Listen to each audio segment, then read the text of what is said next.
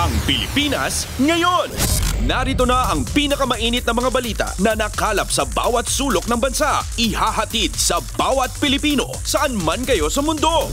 Ang Pilipinas ngayon. Pakinggan ang bawat kaganapan sa bawat lalawigan. Ito ang Pilipinas ngayon.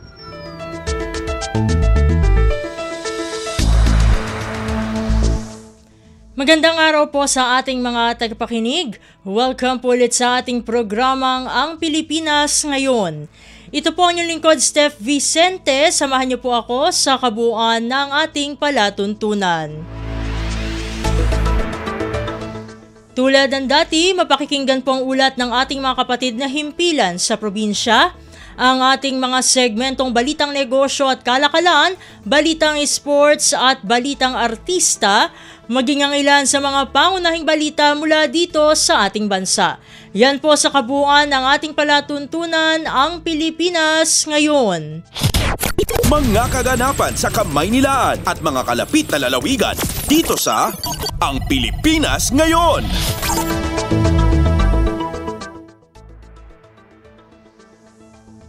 Sa mahalagang balita, paggalaw sa presyo ng langis mahigpit na minomonitor ng pamahalaan ayon kay Pangulong Ferdinand R. Marcos Jr.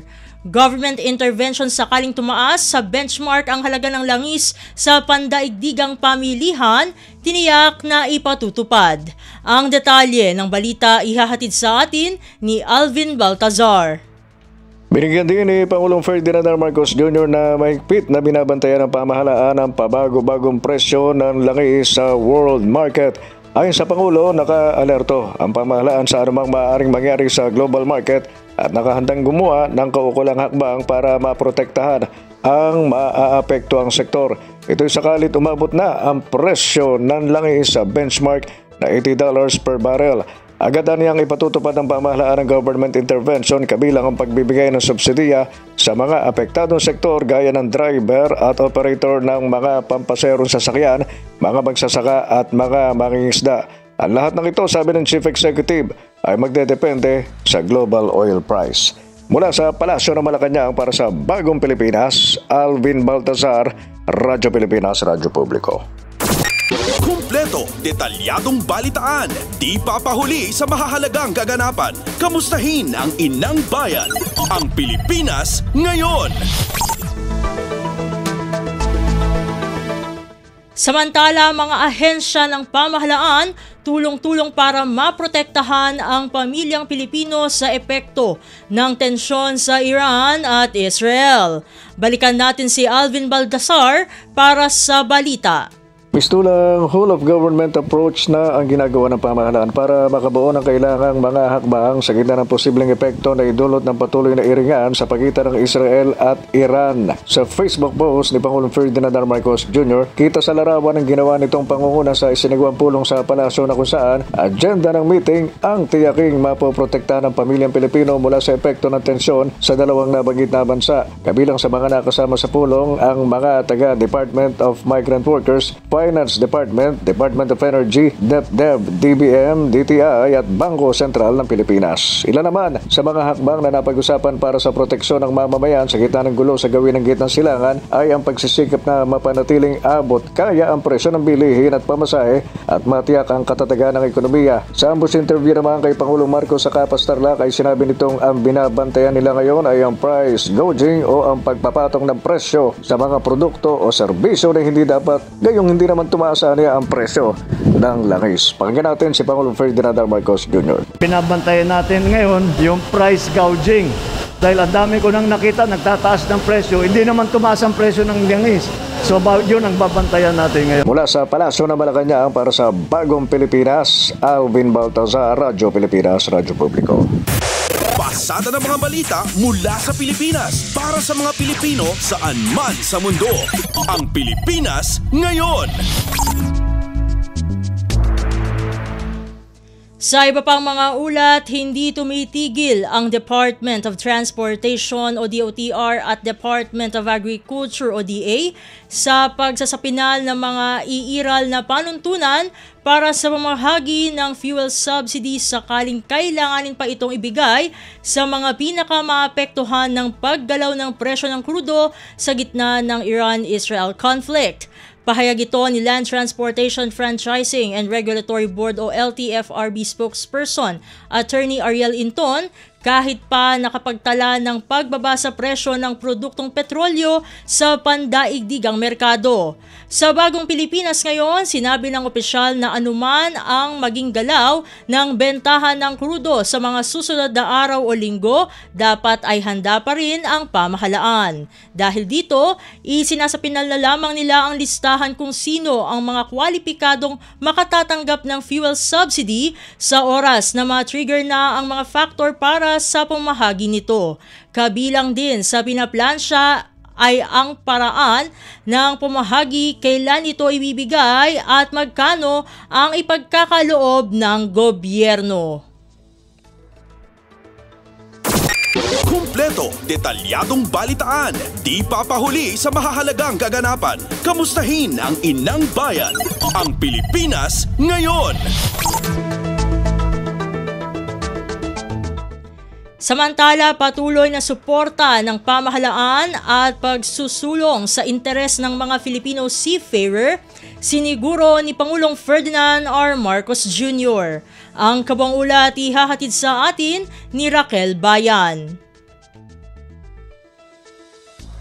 Global asset at national pride, ganito inilarawan ni Pangulong Ferdinand Marcos Jr. ang Filipino seafarers bilang pagkilala sa kanilang papel sa pandaigdigang kalakalan at maritime operations. Sa selebrasyon ng taon ng Day of Seafarer, pinapurihan ng Pangulo ang mga maritime workers sa kanilang disiplina, kakayahan at walang pagod na dedikasyon sa kanilang sinumpaang tungkulin. Ito ayon kay Pangulo Marcos ay kahit pamalayo sila sa kanilang pamilya. Sabi ng Pangulo, nagsisilbing biyaya ang mga seafarers sa Pilipinas at sa buong mundo. Kasabay nito, siniguro ni Pangulo Marcos ang buong suporta ng administrasyon sa mga seafarer sa pagsusulong ng karapatan, kapakanan at interes ng mga ito. Sa pangungunaan niya ng Maritime Industry Authority, titiyakin na equipped, protektado at kinikilala ang ambag ng mga marino sa kabuang development ng Pilipinas. Mula sa Malacanang para sa Bagong Pilipinas, Raquel Bayan, Radyo Pilipinas, Radyo Publiko.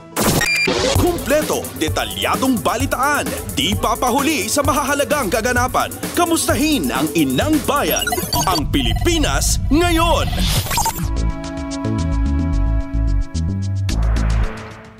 Sa iba pang mga balita, Philippine Air Force handang tumulong sakaling kailanganin ng mailikas ng iba pa nating mga kababayan sa Israel at Iran. Balikan natin si Raquel Bayan para sa balita.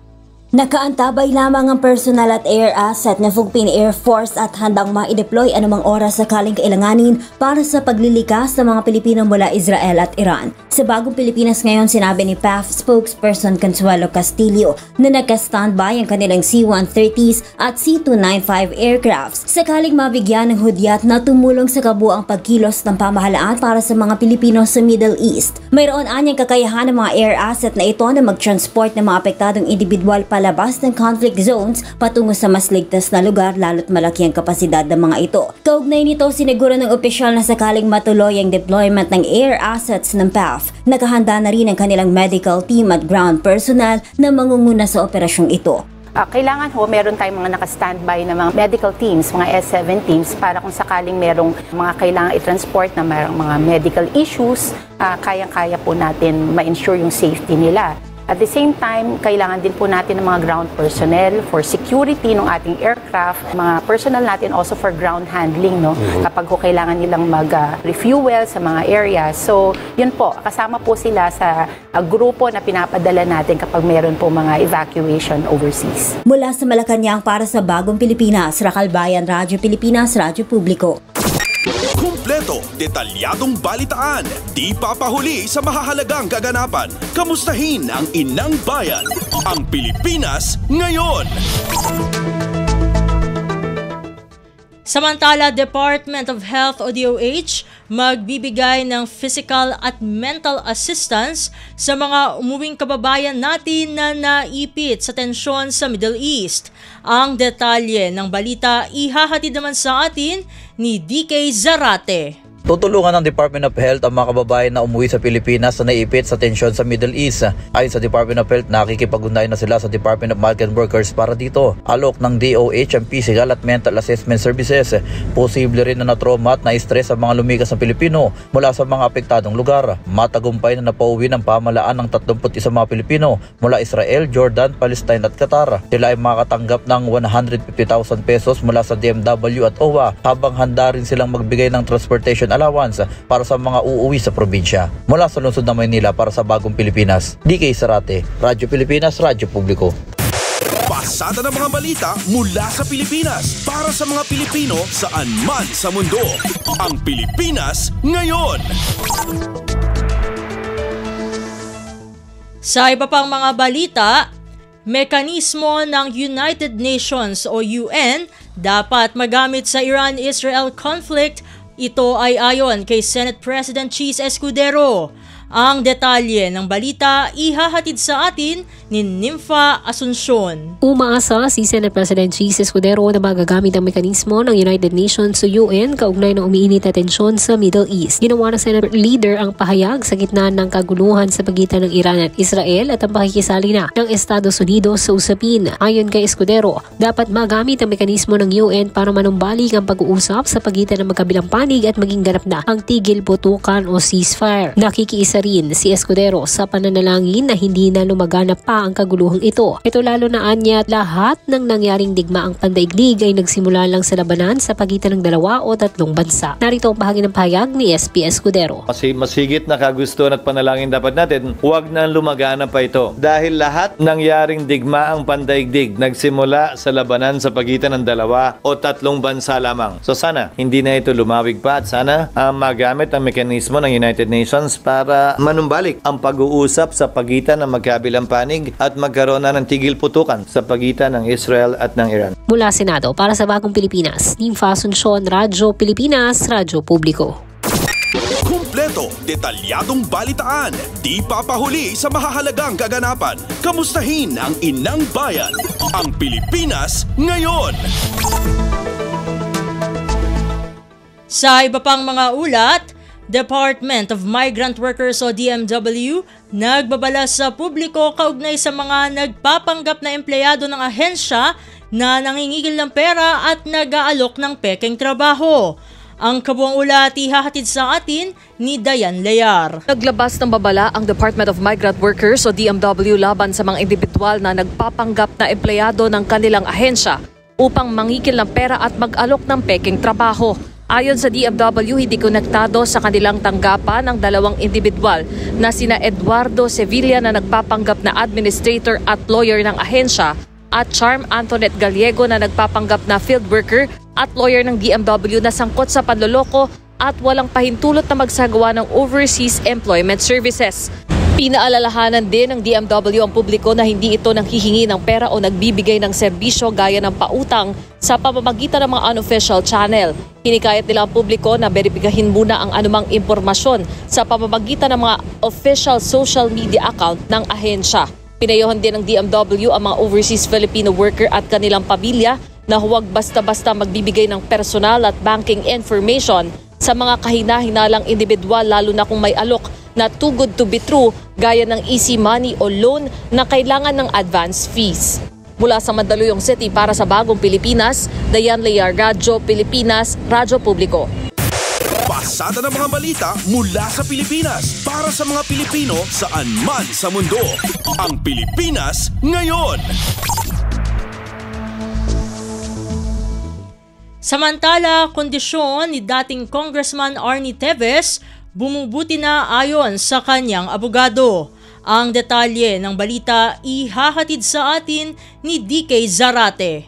Bahagyang bumubuti na ang lagay ni dating Negros Oriental at 3rd District Representative Arnulfo Teves Jr. Sa ngayon ay nananatili sa Philippine General Hospital si Teves na inopera noong nakarang linggo.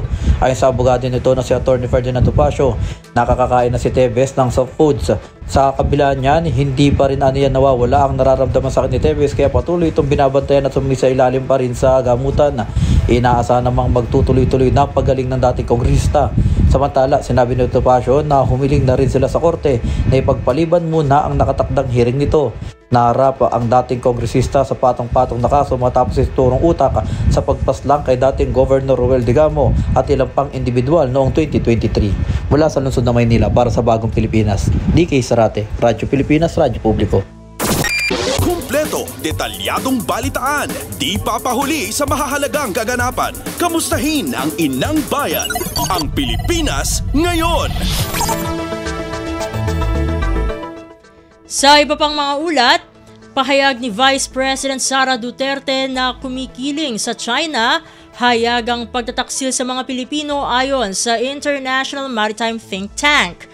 Ang detalye ng balita ihahatid naman sa atin ni J. Mark Dagala. Iginit ng International Maritime Think Tank na Strait-based Institute na hayag ang pagtataksil para sa mga Pilipino ang naging pahayag ni Vice President Sara Duterte. Ito yung makarang questionin ni VP Sara ang pananatili sa bansa ng Mid-Range Capability o Typhoon Missile System ng Amerika, kaya hindi ng tila pangahamak nito sa administrasyon na hindi umano nito kayang humarap sa digmaan dahil sa kakulangan ng plano at estratehiya, ayon kay Professor Dindo Manhit, Senior Associate for Communications and Advocacy ng Strait-based Institute.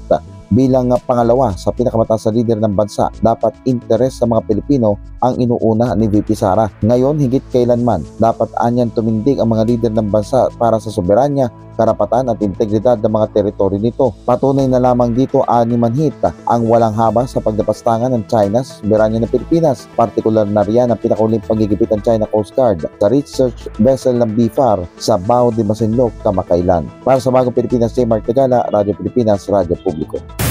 Pasada ng mga balita mula sa Pilipinas para sa mga Pilipino saan man sa mundo.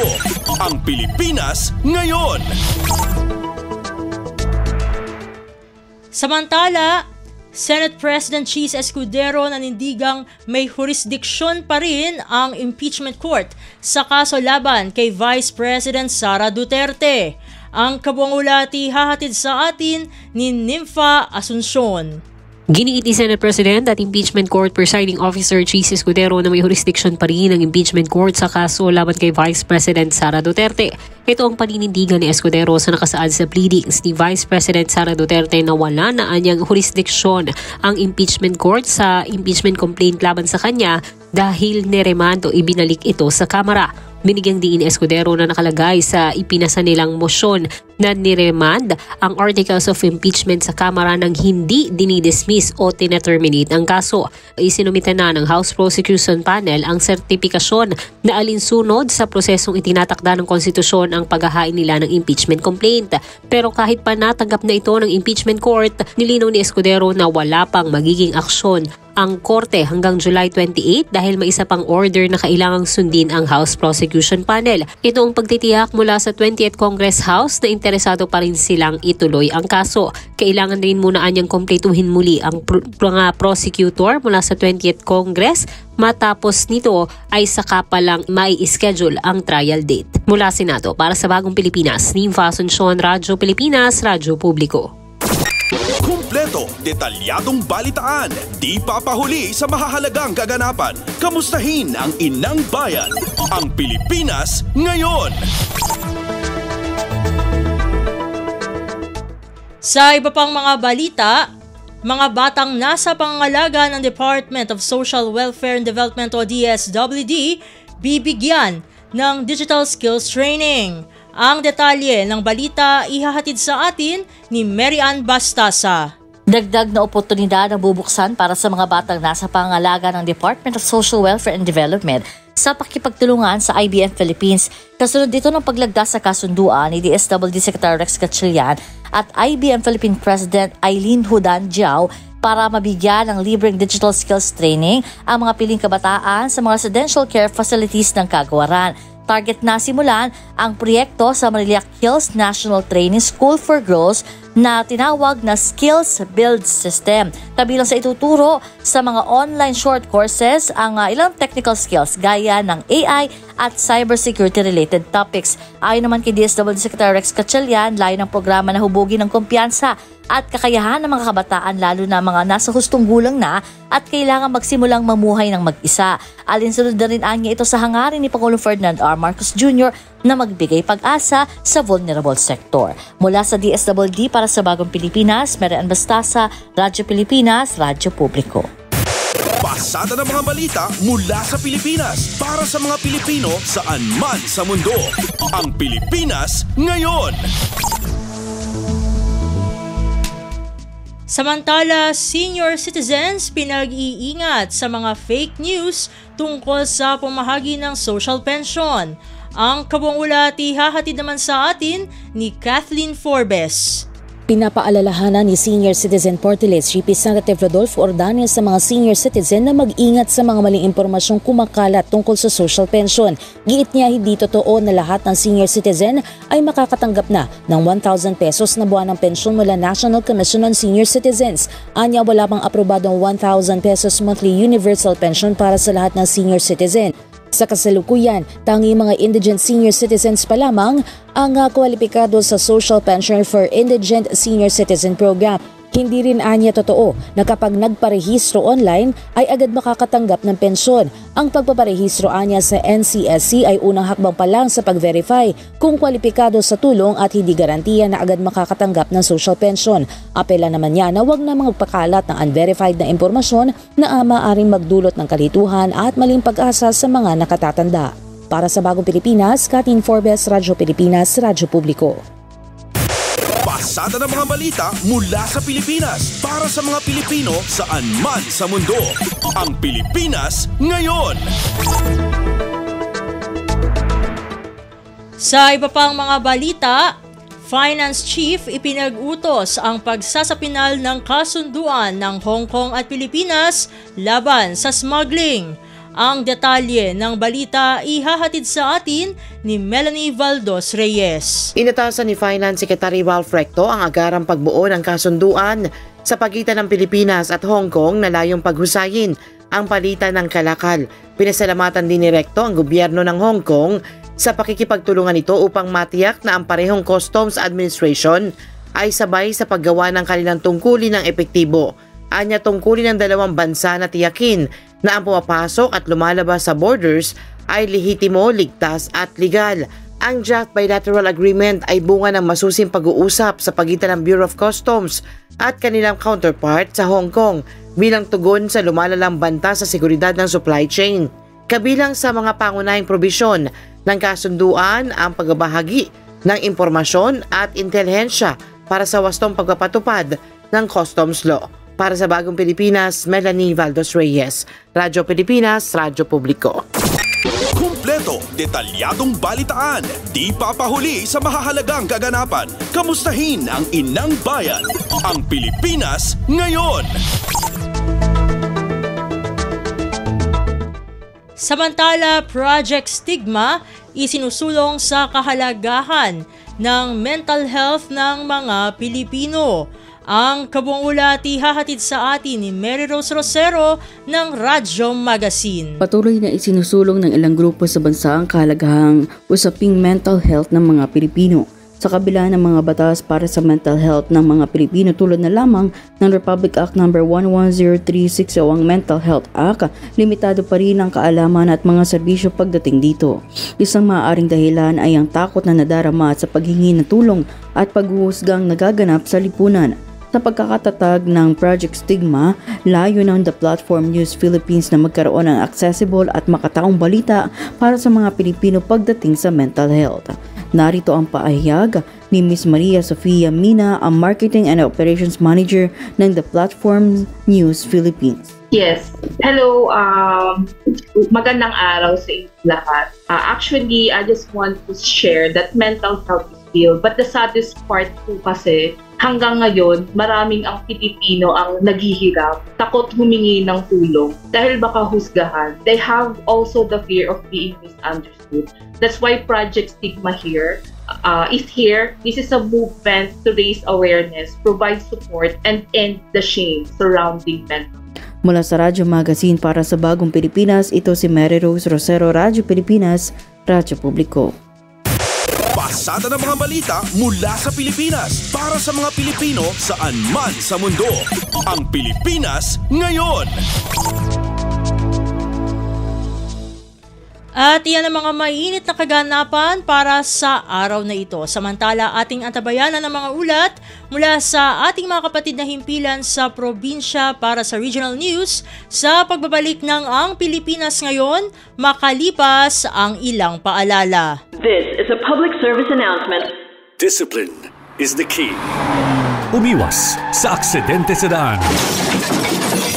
Ang pagmamaneho ay may kaakibat na responsibilidad, hindi basta mapaandar lang ang sasakyan.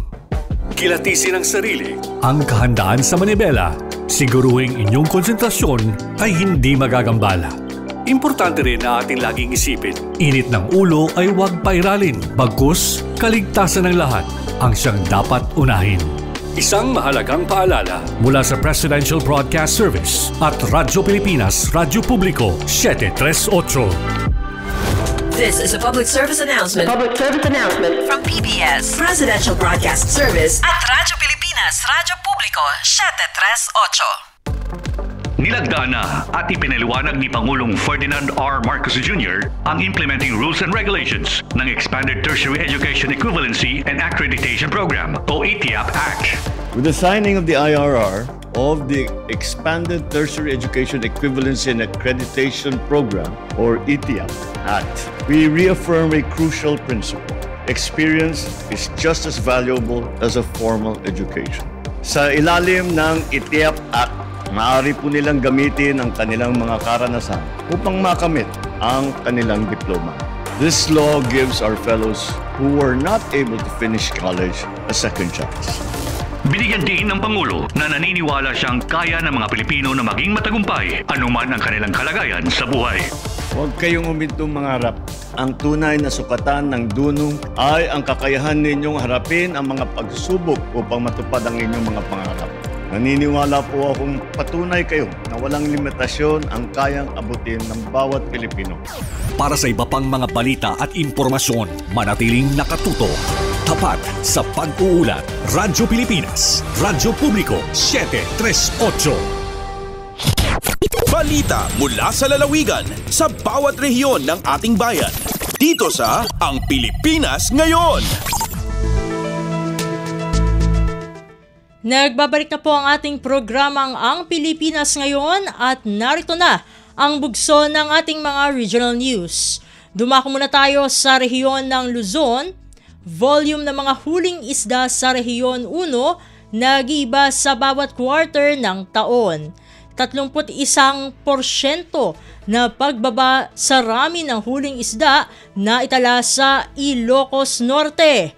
Ang kabuang ulat ihahatid sa atin ni Jude Pitpitan mula sa Lawag. Saan nga agpapada ti kaado ti makalap dagiti mangalap dito Ilocos Region iti kada quarter iti tawan. Dito ti nagbaling obserbasyon ni Statistical Officer 2 Ranelin Tambik. Sigon ken ni Tambik, kadwan kadagiti makalapan dagiti mangalap ket iti second ken fourth quarter iti tawan. Rason na base iti naipresentar iti programa dakkel ti nagbasitan iti kantidad ti ikan a nakalap dagitoy. No pikasta gapot tanangato ti naimaldit a nakalapan da iti may kadwa nga quarter iti napanatawan. Namnamaan ti ahensya akastoy mat ti panaggaraw ti datos itangatawan. Dito Ilocos Norte at dati garop 31% ang nagbabaan ti nakalapan iti baybay iti first quarter iti 2025 no idasig iti pada nga time frame itay napan atawan. Manipod iti syudad ti Lawag, Jude Pitpitan para iti Radyo Pilipinas World Service.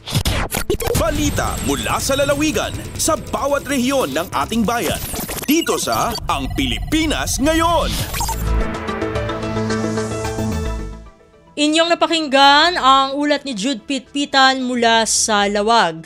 Puntahan naman natin ang Agoo. Mga mag-aaral sa Bacnotan La Union sumailalim sa vision and hearing screening ng Department of Health o DOH. Narito si Glenda Sarak para sa balita. Naipasidong iti vision and hearing screening kastamutan iti oral health ken nutrition assessment dagiti estudyante iti kindergarten aginggat grade 1 iti Bacnotan Central School, Bacnotan, La Union. Indaulwan ti Department of Health Ilocos Center for Health Development kan ti Bacnotan Municipal Health Office ti aktibidad.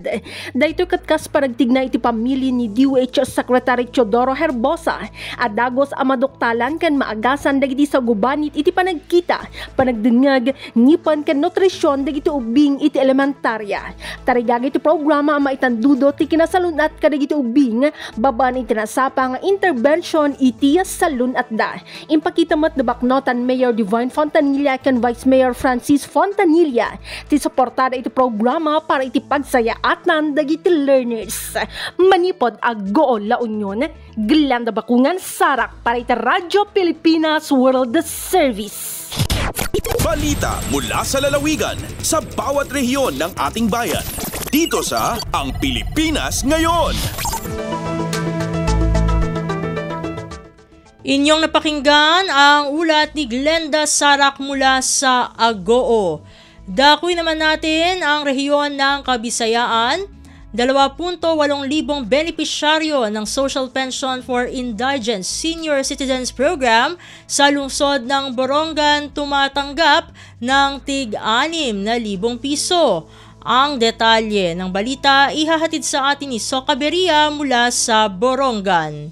Maabot ng 2,802 nga ihapian senior citizens sa siyadahan Borongan nga mga benepisyaryan Social Pension for Indigent Senior Citizens Program ng Gobyerno Nasyonal ang nakarawatan ira 6,000 pesos nga social pension nagindudumarang 5 kaadlaw nga payout ng lokal nga pamunuan agintikangan ng Lunes nga dahil Biyernes ni 27. Ang nasabi nga ayuda pinansyal and social pension ng mga benepisyaryo para ansyahan nga 2 quarter niya nga tuig 2025. Nagbibinuligay ang City Treasurer's Office, City Social Welfare and Development Office ug ang mga opisyalan Barangay Senior Citizens Association ng syudad apagduduhol hindi nga ayuda ngadto hintutungdan nga mga benepisyaryo. Una hini agud mas sa padagmit ang pagpapadangat ang ayuda pinansyal sinulod ning kasabutan ng LG Borongan ug ang Department of Social Welfare and Development DSW the Regional Office 8 para ang fund transfer mode of payment ang social pension program sa siyudadhan Borongan. Ika nga siyudadhan Borongan Soka Beria, Radyo Pilipinas World Service. Balita mula sa lalawigan sa bawat rehiyon ng ating bayan. Dito sa Ang Pilipinas Ngayon. Inyong napakinggan ang ulat ni Soka Beria mula sa Borongan. Dumako naman tayo sa Sogod. Tripartite agreement sa pagpapatupad ng ecotourism project sa Silagos, Southern Leyte, pirmado na. Ang kabuang ulat ihahatid naman sa atin ni Aljon Malot.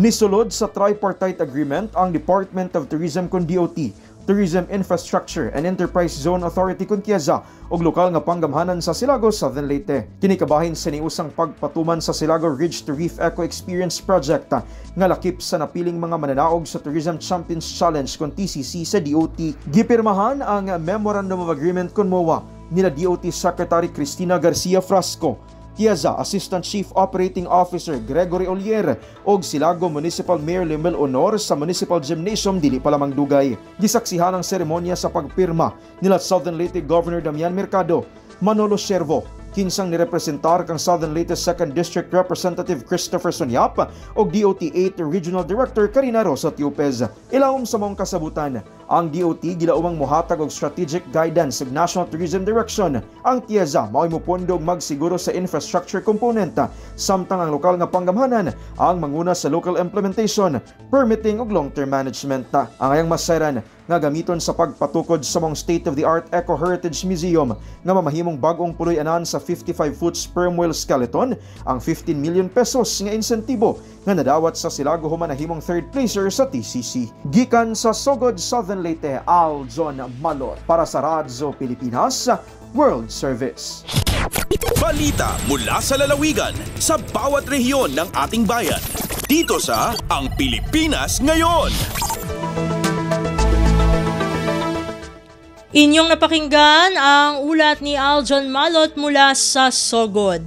Dakoy naman natin ang rehiyon ng Mindanao.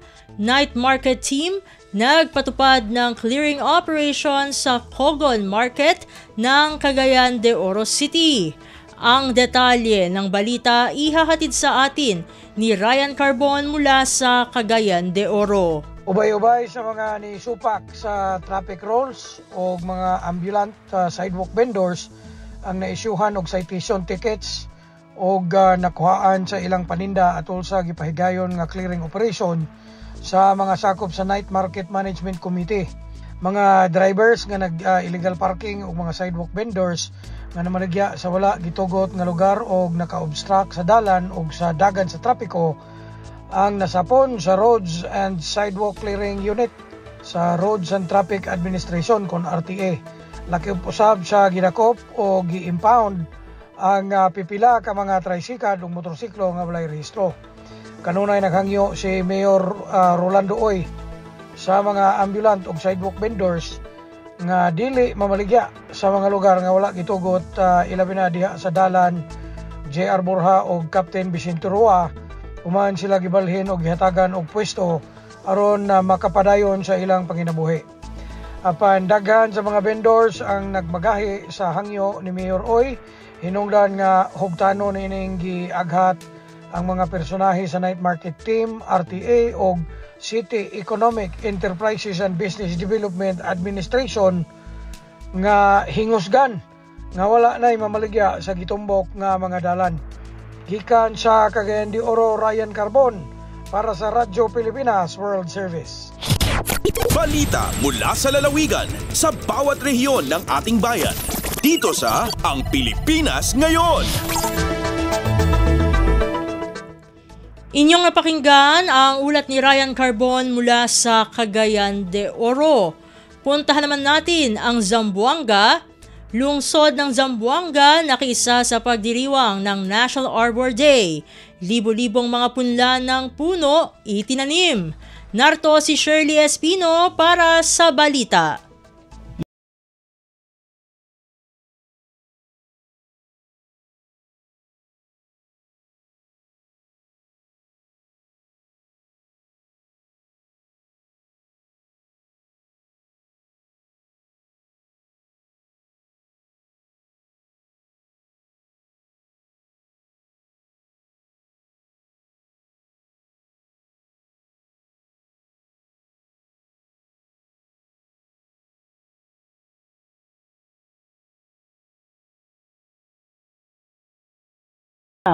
na 700.35 hektarya.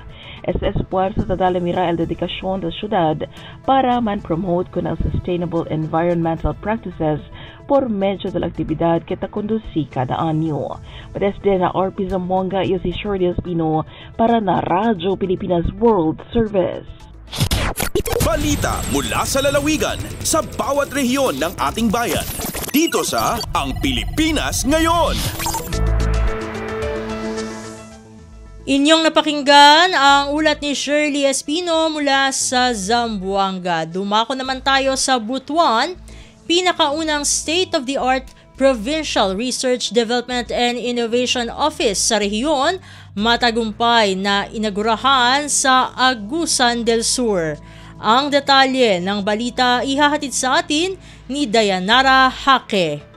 Tugay ng giila isip food basket sa rehiyon sa Caraga ang Agusan del Sur diin naghimo na karon og transformative leaps agricultural development uban sa paglusad sa labing unang state-of-the-art nga Provincial Research Development and Innovation Office kun PRDIO sa nasud. Ang 400 million pesos nga pasilidad opisyal na nga inaugurahan adlong Martes, Hunyo 24, 2025 sa DO Plaza Government Center sa Prosperidad, Agusan del Sur. Kini gidisenyo isip hub alang sa pagtuki sa yuta, pagpanuki-duki sa pananom ug malungtaron nga gawi sa agrikultura, diin ang PRDIO gikatakda nga magbag-o sa pagpanguma sa rehiyon pinaagi sa science-based o climate resilient innovations. Kini nga inobasyon nagtumong sa pagtabang sa mga mag-uuma sa pagtino sa mga kiniiya sa ilang yuta ug sa labing tukma nga mga estratehiya sa pag-abono aron mapalambo ang kalidad ug abot sa tanom. Ang paglusad sa PRDIO nagtimaan sa usa ka dakong milestone dili lamang para sa Agusan del Sur kundi alang usab sa tibuok rehiyon sa Caraga nga nagbutang sa probinsya sa unahan nga modernisado, data-driven nga agrikultura sa Pilipinas. Gikan sa Radyo Pilipinas Butuan, Dayanara Hake para sa Radyo Pilipinas World Service.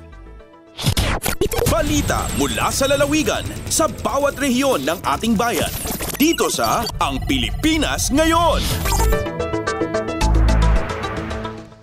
Inyong napakinggan ang ulat ni Dayanara Hake mula sa Butuan.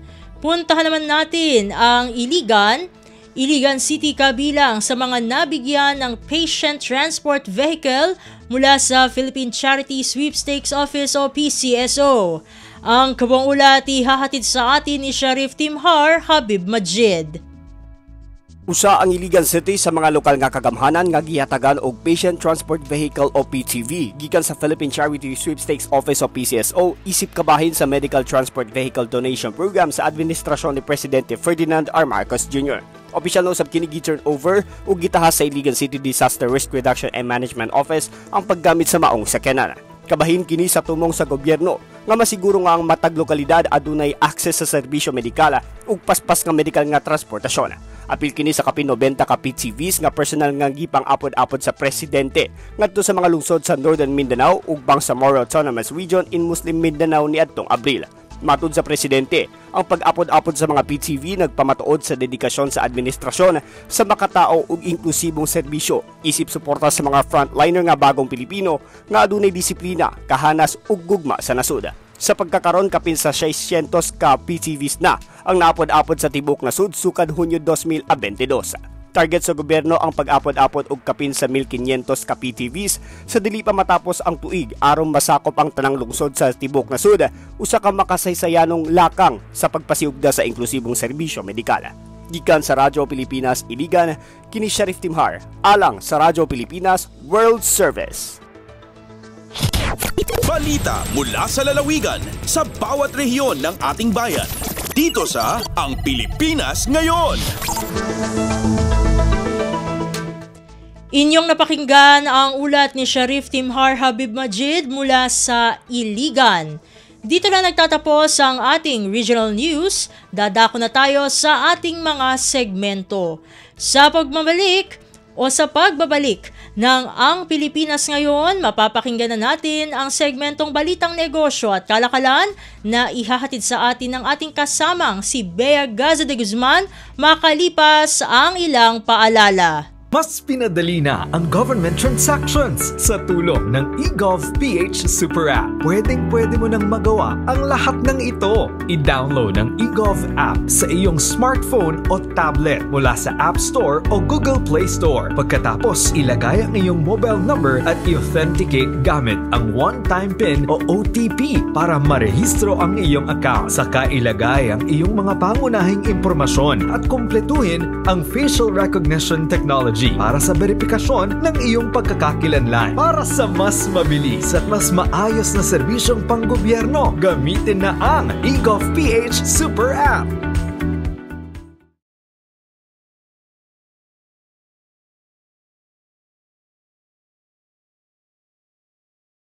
Mas pinadali na ang government.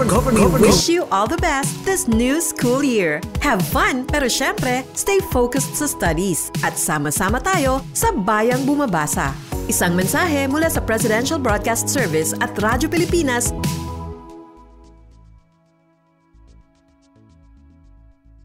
This is a public service announcement.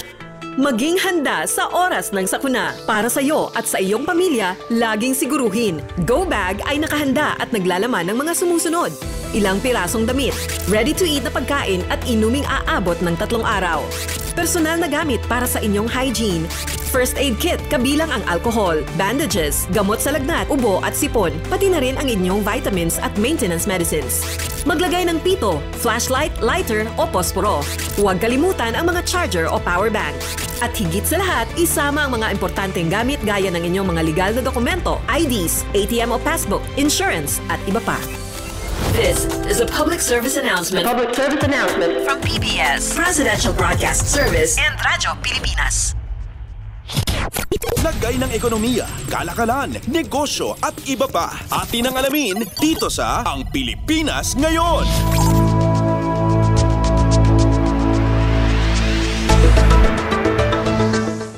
Magandang araw, narito ang balitang negosyo at kalakalan. Umaasa ang Department of Trade and Industry o DTI na makalilikha ito ng 120 billion pesos na halaga ng pamumuhunan at 680,000 na mga trabaho sa ilalim ng incentives program na layuning suportahan ang pagpapaunlad sa local electric vehicle o EV industry. Pahayag ni Trade Secretary Cristina Roque, inaasahan din ng iba pang benepisyo sa ekonomiya ng EV Incentive Strategy o EVs na inaantay na lamang ang pag-aproba ng Fiscal Incentives Review Board o FIRB. Nakaangkla sa Electric Vehicle Industry Development Act, magbibigay ang EVIS o EVs ng fiscal at non-fiscal incentives upang mahikayat ang lokal na produksyon ng EVs, batteries, motor at component maging ang deployment ng charging stations at testing facilities. Itinakda na ng EVIS ang production targets nito mula 2028 hanggang 2040 para sa local rollout ng hanggang sa 9 million EVs. Kasama na rito ang 2 at 3-wheelers, passenger cars, bus at truck. Target din ito ang deployment ng halos sa 400,000 charging stations. Umaasa ang DTI na makalilika ang EVIS ng aabot sa 680,000 na mga trabaho at 11.4 trillion pesos na economic output. Dagdag pa rito, inaasahan ding makalilika ang EVIS ng 400 billion pesos tax revenue at makatutulong na makatipid ang bansa ng $30 billion sa foreign exchange sa pamamagitan ng pagbabawas sa dependence ng bansa sa imported vehicle at parts. Sa tulong ng EVIS, mapapaliit ng gobyerno ang cost gap sa pamamagitan ng EVs at traditional motor vehicles at mahihikayat ang paggamit ng EVs. Lagay ng ekonomiya, kalakalan, negosyo at iba pa. Atin ang alamin dito sa Ang Pilipinas Ngayon. Pinawin ng Department of Trade and Industry o DTI ang pag-aalala ng publiko hinggil sa taas presyo ng dilatang sardinas. Sa isang pahayag, sinabi ni DTI Secretary Cristina Roque na nakipagpulong na siya sa mga miyembro ng Canned Sardines Association of the Philippines o CSAP upang tugunan ang plano ng industriyang humiling ng price increase. Nakatakda kasing magpanukala ang canned sardine manufacturers ng 3 pesos adjustment sa suggested retail price o SRP ng 155 grams na dilatang sardinas mula sa kasalukuyang 21 pesos, magiging 24 pesos na ito dahil sa tumataas na production costs. Nangako na kay Secretary Roque ang CSAP sa pangunguna ng Chat Trade, Mega Prime Foods Incorporated, Permex, Universal Canning Incorporated at Century Pacific Food Incorporated na pananatilihin ng mga ito ang SRP. Una na rin sinabi ng DTI Fair Trade Group o FTG na wala pa silang natatanggap na formal na petisyon para sa price adjustment. Sa ilalim ng inamyendahang Republic Act o RA number 7581 o ang Price Act, minomonitor ng DTI ang presyo ng dilatang isda at inilagay sa klasipikasyong basic necessity. Tiniyak ni Roque na magpapatuloy ang ahensya sa pagbabantay ng presyo sa merkado para masiguro ang matatag at patas na presyuhan. Lagay ng ekonomiya, kalakalan, negosyo at iba pa. Atin ang alamin dito sa Ang Pilipinas Ngayon.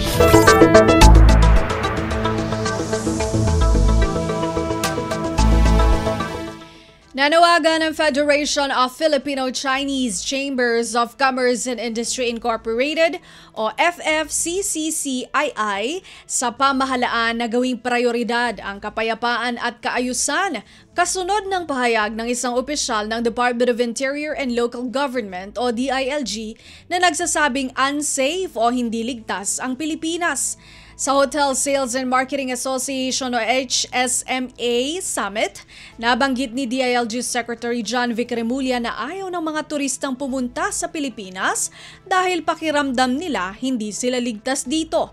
Ani Remulla, dahil ito sa political atmosphere at normalisasyon ng krimen. Pinuri ni FFCCCII President Victor Lim ang naging tapat at matapang na pahayag ni Remulla at sinabing ang pagkilala sa mga tunay na hamon ang susi sa progreso. Dagdag pa ng FFCCCII na binubuo na mahigit 170 business at trade association na ang pagharap sa mga isyu ng lipunan ay mahalaga upang mapahusay palalo ang potensyal ng bansa bilang premier global destination. Naniniwala ang organisasyon na crown jewel ang turismo ng economic development at malaki ang papel nito sa pag-unlad ng Pilipinas sa pamamagitan ng paglikha ng trabaho at pangangalaga sa kapaligiran. Batay sa datos ng pamahalaan, pang-anim lamang ang Pilipinas sa mayroong pinakamaraming tourist arrivals sa Association of Southeast Asian Nations o ASEAN member states. Noong nakaraang taon, nakapagtala ang bansa ng 5.95 million na mga turista kumpara sa 36 million tourist arrivals ng Thailand habang 25 million naman ang Malaysia.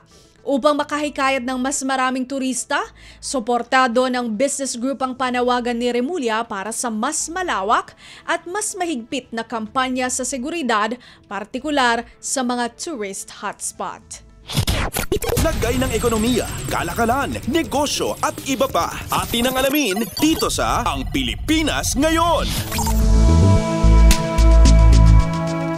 Pangwakas sa ating balitang negosyo at kalakalan, as of June 26, 2025, narito ang ating palitan ng piso kontra sa ibang mga salapi.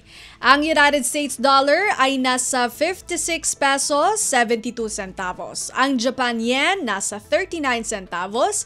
Singapore dollar 44 pesos 38 centavos. South Korea won 4 centavos. China yuan 7 pesos 91 centavos. Hong Kong dollar 7 pesos 23 centavos. United Kingdom pound 77 pesos 51 centavos. European Monetary Union euro 66 pesos 12 centavos. Canada dollar 41 pesos 35 centavos at ang Saudi Arabia Riyal na nasa 15 pesos 12 centavos. Lagay ng ekonomiya, kalakalan, negosyo at iba pa. Atin ang alamin dito sa Ang Pilipinas Ngayon. At yan ang ating balitang negosyo at kalakalan. Ang tabayanan ng ating balitang pampalakasan hatid sa atin ni Leo Magpayo sa pagbabalik ng ating palatuntunang Ang Pilipinas Ngayon. Lagay ng ekonomiya, kalakalan, negosyo at iba pa. Atin ang alamin dito sa Ang Pilipinas Ngayon. This is a public service announcement. Alamin, ito ang walang pasok guide batay sa DepEd Order No. 37 Series of 2022. Sa panahong may bagyo, automatic na walang pasok for all levels sa mga lugar na may nakataas na Tropical Cyclone Wind Signal o TCWS number 1, 2, 3, 4 at 5. Automatic suspended naman ang klase at trabaho kung ang TCWS ay inilabas sa oras na nagsimula na ang klase. Para sa mga lugar na hindi kabilang sa TCWS, ngunit nakararanas ng malakas na hangin o ulan, nakadepende kay Mayor o kay Governor ang desisyon sa suspensyon. Tandaan, sakop lamang ng DepEd Order na ito ang levels K-12 sa mga pampublikong paaralan, ngunit may option naman ang mga pribadong paaralan, state or local universities and colleges na sundin ito. This is a public service announcement. Public service announcement from PBS, Presidential Broadcast Service, and Radyo Pilipinas. Mahigpit na binantayan ni Pangulong Ferdinand R. Marcos Jr. ang pagsusunog sa 1.3 billion kilos na nakumpiskang illegal drugs sa Clean Leaf International Corporation, Capas, Tarlac. Kailangan tiyakin natin na yung mga nahuhuling drugs ay talagang sinisira at wala nang pag-asa na bumalik pa, na maibenta pa. The chamber's temperature will be raised to 700 degrees Celsius, which is not enough to destroy all of the active elements within the drug.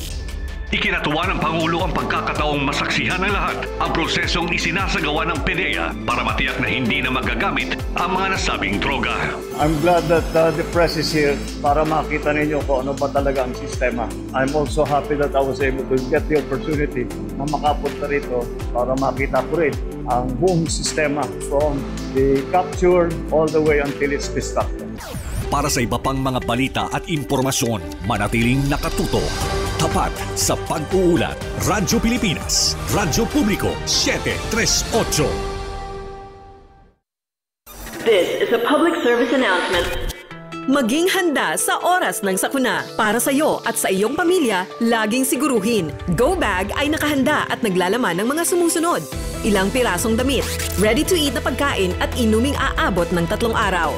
Personal na gamit para sa inyong hygiene. First aid kit kabilang ang alcohol, bandages, gamot sa lagnat, ubo at sipon, pati na rin ang inyong vitamins at maintenance medicines. Maglagay ng pito, flashlight, lighter o posporo. Huwag kalimutan ang mga charger o power bank. At higit sa lahat, isama ang mga importanteng gamit gaya ng inyong mga legal na dokumento, IDs, ATM o passbook, insurance at iba pa. This is a public service announcement. From PBS, Presidential Broadcast Service and Radyo Pilipinas. Updates at pinakahuling mga usapin sa mundo ng palakasan. Atin ang pakinggan dito sa Ang Pilipinas Ngayon.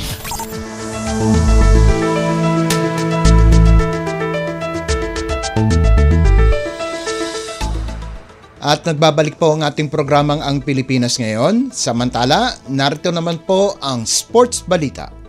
Nakapasok si Filipina tennis star Alex Ayala sa quarterfinals ng Eastbourne Open pagkaraang magkaroon ng injury si Jelena Ostapenko ng Latvia sa kanilang round of 16 matchup nitong Miyerkules. Dinomina ni Ostapenko si Ayala sa first set 6-0 bago bumawi ang 20 anyos na Filipina sa second set 6-2 para tablahin ang laban. Sa third set, may 3-2 abante ang world number 74 na si Ayala bago nagretiro ang world number 20 na si Ostapenko dahil sa isang ankle injury. Sa isang panayam pagkatapos ng laban, sinabi ni Ayala na hindi maganda sa pakiramdam ang manalo ng laban nang nangyari kay Ostapenko. Sana mabilis makarecover si Ostapenko, ani Ayala, at siya'y masaya at nakapaglaro siya muli sa magandang lugar ng Eastbourne sa United Kingdom. Unang nagtapat si Ayala at Ostapenko ay noong Miami Open kung saan ginulat ng Filipina ang 2017 French Open champion at kinuha ang 7-6 at 7-5 panalo sa round of 64. Bago nitong laban, madaling dinispatcha ni Ayala si Lucia Bronzetti sa first round ng main draw.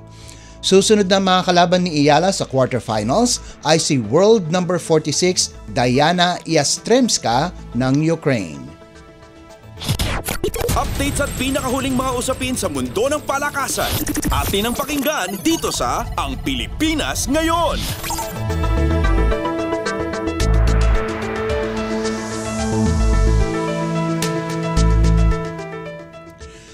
Malaking balakid si RR Pogoy para sa Rain or Shine kung saan minandohan nito ang 98-91 panalo para buksan ang kanilang Best of 7 PBA Season 49 Philippine Cup semifinals matchup na ginanap sa Mall of Asia Arena nitong Miyerkules. Kamakailan lamang ay napasama sa 5,000 point club ng liga ang veteranong guard. Nagtapos si Pogoy na may 28 puntos kasama pa ang 2 rebounds at 4 na assists. Bukod kay Pogoy, ang tambalang big men ni Poy Eram at Matt Ganuelas-Rosser ay nakagawa ng double-double kung saan nagposte si Eram ng 16 na puntos at 10 rebounds habang si Ganuelas-Rosser ay nakalikom ng 13 markers at 10 boards. Nakapag-ambag din ng tig 10 puntos sina Calvin Oftana at Simon Enciso habang nagtapos na may 10 puntos si Jordan Heading. Nasayang naman ang 16 na puntos ni Andre Caracot para sa Elasto Painters, pati na rin ang 14 at 13 puntos ni Jonard Clarito at Adrian Nocum ayon sa pagkakasunod. Sa isa pang semifinals matchup, Nakauna ang Barangay Ginebra kontra San Miguel kung saan hinabol ng Gin Kings ang 18 puntos na kalamangan ng Beermen para sa 73-71 panalo. Pinangunahan ni Ginebra guard Scotty Thompson ang opensa kung saan nagtapos ito na may 16 na puntos, sahog pa ang 8 rebounds, 1 assist at 1 steal at nagawa niya ito kahit linalabanan niya ang pulikat. Subalit binigyan diin ng 6'1" guard mula Digos na ang depensa nila ang naging susi sa kanilang panalo. Nakagawa naman ng team high si Japeth Aguilar sa nailista nitong 18 puntos habang nag-ambag si Jamie Malonzo ng 14 na puntos. Sa kabilang banda, tumikada si CJ Perez ng game high 21 puntos kasama pa ang 7 rebounds. Kahit nagkaroon ng problema sa kanyang binti, nakadukot pa din si June Mar Fajardo ng impresibong 19 na rebounds, subalit nalimitahan lamang sa 6 na puntos. Layunin na kunin ng Ginebra ang 2-0 lead sa kanilang best of 7 series itong Biyernes sa larong gaganapin sa Ninoy Aquino Stadium sa Maynila. Updates at pinakahuling mga usapin sa mundo ng palakasan. Atin ang pakinggan dito sa Ang Pilipinas Ngayon. Naging bayani si T-Mac Ongotan para sa Arellano University kung saan naipasok nito ang game-winning layup para sa 78-76 panalo kontra Lyceum of the Philippines University sa pagpapatuloy ng PhilOil Eco-Oil Preseason Cup na ginanap nitong Miyerkules. Dahil sa panalo, napaganda ng Arellano ang kanilang record sa 4-3. Nagtapos si Ongotan ng may 10 puntos, sahog pa ang 3 rebounds, 3 assists, 3 steals at 1 tapal, habang si Charles Libang ay nagdagdag ng 11 markers, 6 na boards at 1 steal. Ito na ang ikatlong upset ng Arellano sa mga koponan na nakapasok ng Final Four sa NCAA Season 100 kung saan una na nilang pinatumba ang defending champion Mapua University at San Beda University. Samantala, nakawala ang De La Salle University para sa isang 69-64 panalo laban sa National University para mapanatiling perpekto ang kanilang record. Muntikan ng masayang ang 13 puntos na abante ng Green Archers, subalit kumapit ito ng husto at sakto naman ang mga tirada ni Mikey Cortez na pumasok sa huling quarter para maging 3-0 ang record ng koponan sa UAAP bracket. Nanguna naman sa scoring department si Kian Baklaan sa nagawa nitong 18 puntos habang si Cortez ay nagtapos na may 11 markers, 5 rebounds at 2 steals. Updates at pinakahuling mga usapin sa mundo ng palakasan. Atin ang pakinggan dito sa Ang Pilipinas Ngayon.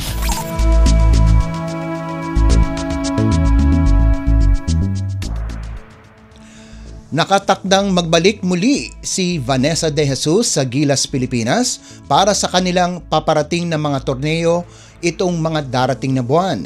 Kinumpirma ito ng Filipino-American playmaker na maglalaro siya para sa Pilipinas pagkalipas ng 2 taon upang mapalakas din ang pag-asa ng Gilas Women na makapasok sa kanilang kauna-unahang Women's World Cup. Sasamahan ng 5'9" guard mula Notre Dame sa NCAA sa Estados Unidos sina Jack Animam, Elia Fajardo, Kent Pastrana at Kate Castillo sa partisipasyon ng Nationals sa 2025 William Jones Cup at sa 2025 FIBA Women's Asia Cup. At dahil sa kanyang eksperyensa na nakuha dahil sa paglalaro nito para sa Duke University, kumpiyansa si De Jesus na mas magandang laro ang kanyang ipapakita ngayon bilang naturalized player ng Gilas. Nag-average si De Jesus ng 12.8 points, 3.2 assists at 1.8 rebounds sa loob ng 5 laro sa 2023 Asia Cup Division A.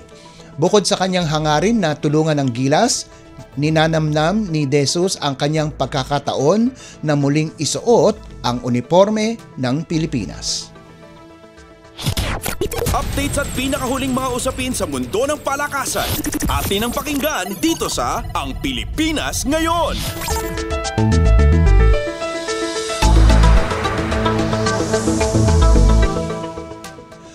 At bilang pangwakas sa ating segmentong sports balita, napili bilang number 2 overall pick ng San Antonio Spurs ang gwardyang si Dylan Harper na ang ina ay isang Pilipina sa 2025 NBA draft nitong Huwebes.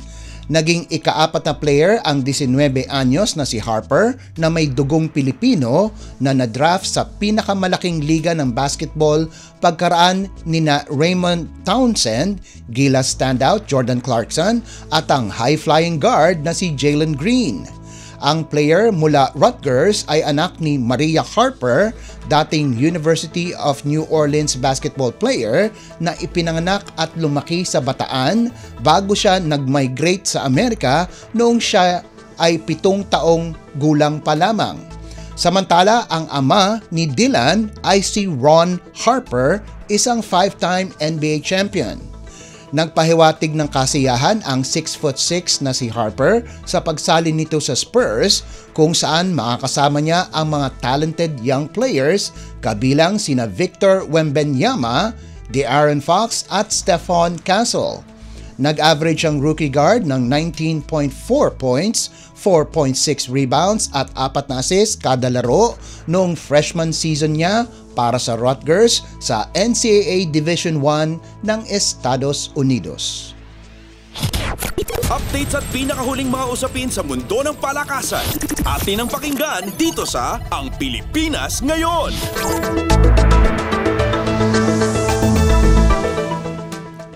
At yan ang pinakahuling balita sa larangan ng palakasan. Ito po si Leo Magpayo.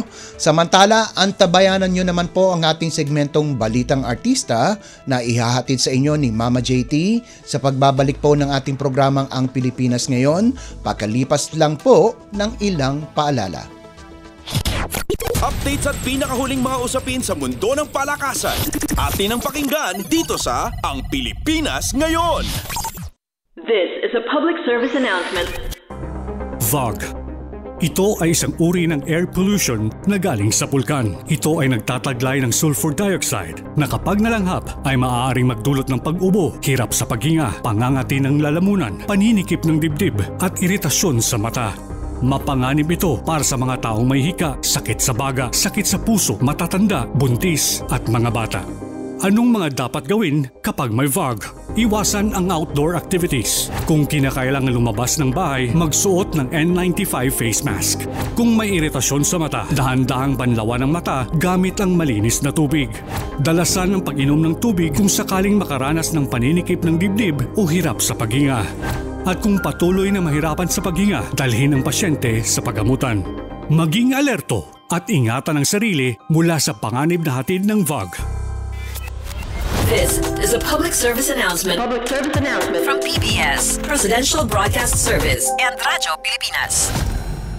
This is a public service announcement. Alamin, ito ang walang pasok guide batay sa DepEd Order No. 37 Series of 2022. Sa sitwasyon ng pagbaha, automatic na walang pasok for all levels sa mga lugar na kasama sa flood warning ng Pag-asa. Automatic suspended naman ang klase at trabaho kung ang flood warning ay inilabas sa oras na nagsimula na ang klase. Para sa mga lugar na hindi kabilang sa flood warning ngunit nakararanas ng pagbaha, nakadepende kay Mayor o kay Governor ang desisyon sa suspensyon. Tandaan, sakop lamang ng DepEd order na ito ang levels K-12 sa mga pampublikong paaralan, ngunit may option naman ang mga pribadong paaralan, state or local universities and colleges na sundin ito.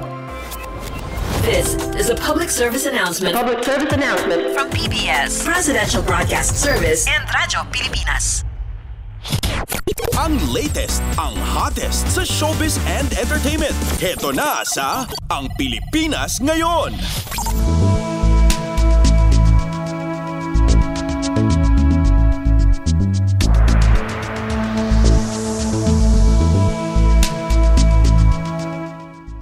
Nagbabalik po ang ating programang Ang Pilipinas Ngayon. At halo, magandang araw sa ating mga chismoso at chismosang nag-aabang ng mga trending na balita sa mundo ng showbiz. Ito na ang ratsyada ng ating mga chika.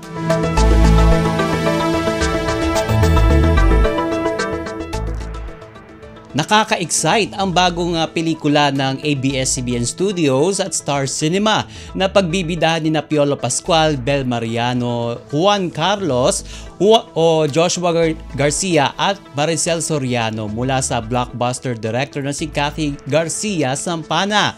Sa report ng ABS-CBN, nagkaroon na ng look test ang mga cast member ng pelikulang yan kasama si Direk Cathy. Ayon kay Direk Cathy, medyo malapit sa puso niya ang family drama dahil ito ang isa sa mga bagay na masarap pag-usapan. Pero nakakatakot pag-usapan din kasi lumalabas ang lahat daw ng multo.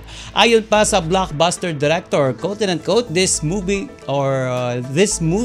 will be my love letter to my children, as this might be the love letter to all parents to their children and hopefully vice versa. Paglalarawan pa ng direktor sa pelikulang Meet and Greet and Buy, ipinakilala nito sa mundo kung ano ang pamilyang Pilipino, kung paano nila pinalaki ang mga bata at syempre kung gaano ka-close ang family ties nating mga Pilipino. Sabi pa niya, parang gusto kong mapakita sa kanila kung paano tayo magmahal pa. At syempre, ito naman nagbigay ng kanyang pahayag si Piolo sa naturang press con. Sabi ni Piolo, quote and unquote, something new, something you won't expect. Yung script, when I was reading it, I had to park it every so often cause hindi lang siya nakakayak, it's really touching. Makikita mo talaga yung kultura nating mga Pilipino. Samantala, ito rin ang unang proyekto ni Juan Carlos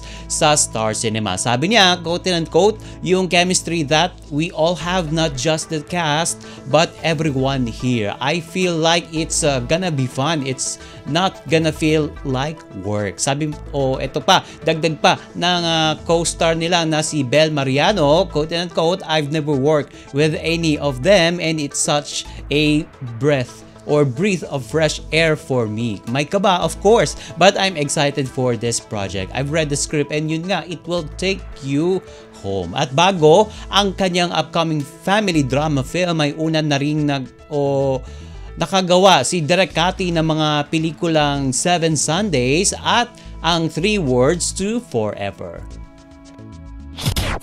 Ang latest, ang hottest sa showbiz and entertainment. Heto na sa Ang Pilipinas Ngayon.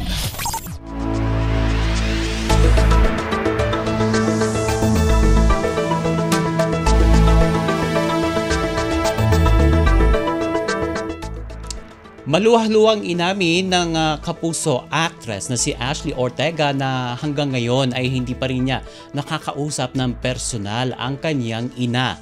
Inilantad ng dalaga sa isang panayam ang hindi nila pagkakaunawaan nilang mag-ina habang nasa loob pa siya ng bahay ni Kuya bilang isa sa mga housemate ng Pinoy Big Brother Celebrity Collab Edition. Sabi ni Ashley, quote and unquote, honestly, we're still working on it. Sobrang tagal na rin kasi ng 3 years na hindi pag-uusap and malalim rin po talaga yung sugat na nabigay namin sa isa't isa. Ang pahayag ni Ashley. Dagdag pa niya, I'm always reaching out pero baka need time pa. At revelasyon pa ni Ashley, hindi pa rin daw siya kinakausap ng kanyang nanay sa kabila ng mga naging pahayag niya noong ikunento niya habang siya ay nasa loob ng Big Brother house. Ang kunento niya pinagdaraanan nilang mag-ina. Sabi pa ni Ashley, quote and unquote, I tried po talaga, kakalabas ko lang kasi nakatanggap rin naman po ako ng letter sa kanya. Also, on Mother's Day, I messaged her. Ang kanyang lumuluhang sabi ni Ashley sa naturang interview. At matatandang inamin ng aktres sa loob ng PBB na 3 taon na silang hindi nag-uusap at nagkikita ng kanyang ina, pero umaasa pa rin daw siya na mapapatawad siya nito. At nang makalabas siya sa bahay ni Kuya, pinuntahan daw niya ang kanyang ina sa bahay nito pero wala raw tao kaya iniwan na lamang niya ang dalang bulaklak na balak sana niyang ibigay dito.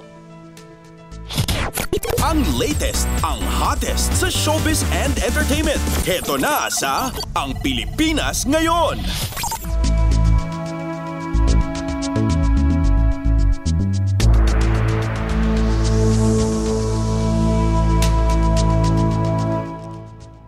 At sa uli natin, chika, for today, thankful and grateful ang kapamilya actor na si Baron Geisler dahil sa pagganap ng isang positive character sa ABS-CBN series na Incognito.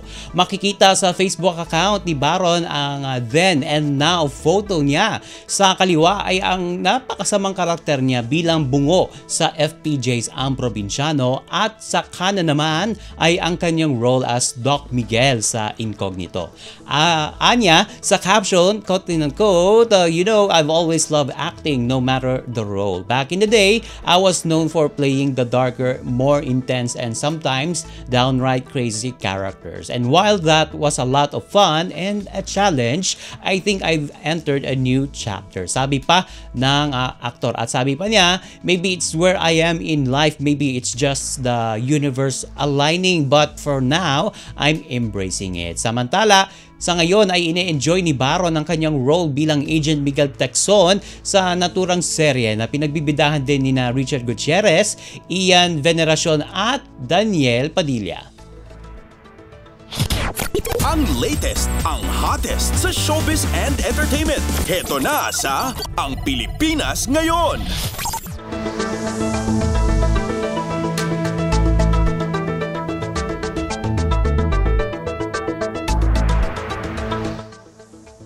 And OMG, wala na tayong sapat na oras para sa ating balitang artista. Maraming salamat mga kachismi sa pakikinig sa aking mga chika for today. Ako po si Mama JT para sa Radyo Pilipinas World Service. Nagbabalik na po ang ating kasamang si Steph Vicente. Ang latest, ang hottest sa showbiz and entertainment. Heto na sa Ang Pilipinas Ngayon.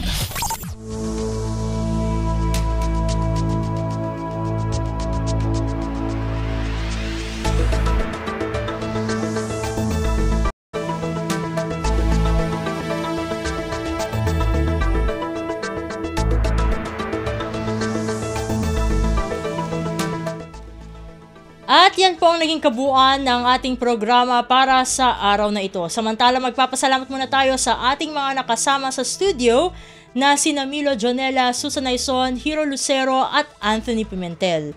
Maraming salamat din sa ating executive producer para sa araw na ito na si Jerome Toledo. Salamat din sa mga naghatid ng mga ulat mula sa Kamaynilaan at mga probinsya. Pinasasalamatan din natin ang mga naghatid sa atin ng segmentong Balitang Negosyo at Kalakalan na si Bea Gaza de Guzman, segmentong Balitang Sports na si Leo Magpayo at ang segmentong Balitang Artista na si Mama JT. At syempre, maraming salamat sa ating station manager na si Mr. Ray Sampang. Maraming salamat po hanggang sa susunod na edisyon ng ating palatuntunan.